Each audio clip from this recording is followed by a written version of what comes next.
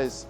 So today we're gonna look at, the topic is why you shouldn't do flying submissions, like flying arm bars. There was one video that was put out recently, and that was kind of the inspiration. The guy, unfortunately, he got paralyzed. He paralyzed himself going for like a flying arm bar or just flying submission in general.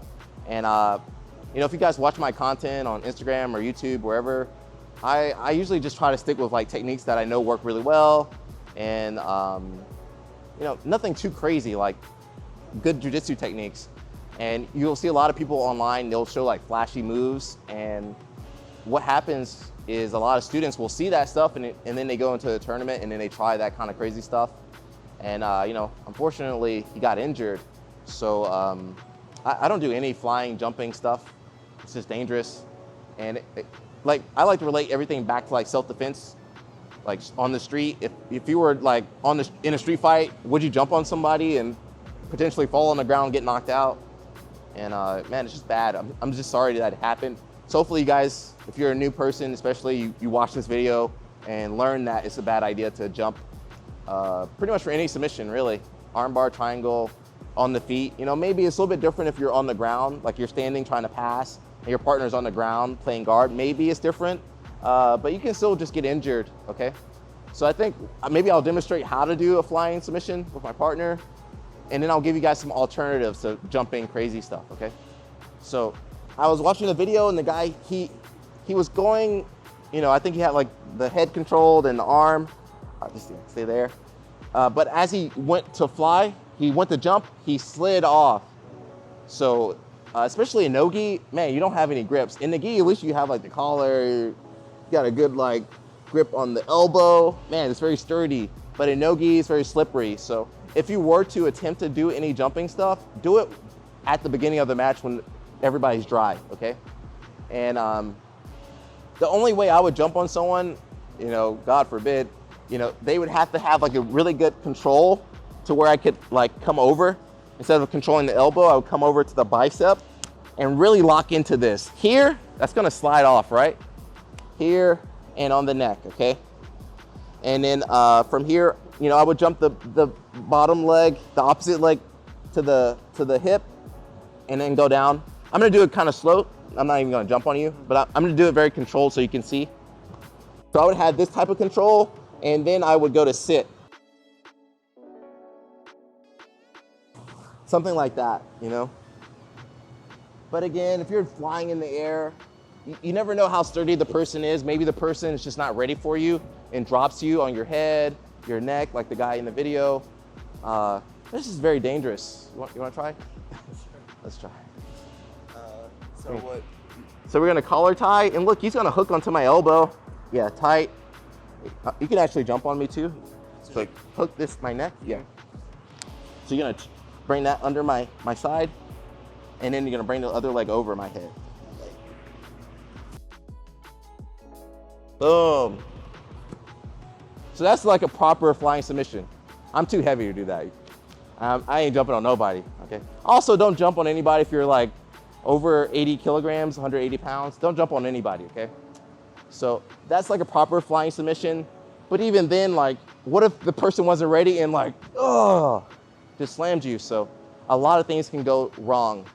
So, you know, if you want to get to your guard, there's a lot of different ways to get to your guard. If you're doing like IBJJF, you need at least one grip. So all I need is like a wrist grip. From here, I could just sit to my guard. Boom. And then I can let go. I can look for arm drag, you know, shin to shin. So that's way better, guys. That's a way better way to get to your guard. That's one way. You know, you can rely on your wrestling. A lot of guys don't want to hear this. Hey, try some wrestling, go for your takedown, take the person down. That's another option. So I could either pull guard, like I just showed, grabbing the arm, sitting. You know, if you're going against someone tough, they're never going to give you a lot of space. They're going to be covering their legs, so you can't really jump on them, okay? So a lot of no-gi, you might even see like Imanari rolls where the guy comes here, you know? So there's so many alternatives, guys. I think that's what I wanted to just demonstrate. There's so many alternatives that are better than that crazy stuff. And You just really need to be careful of what you're watching. Watch what you're consuming. A really great resource is your instructors. You know, if you have a cool instructor, you can always go up to them and be like, hey, is this a legitimate move? And our instructor will go, yeah, that's a really good one.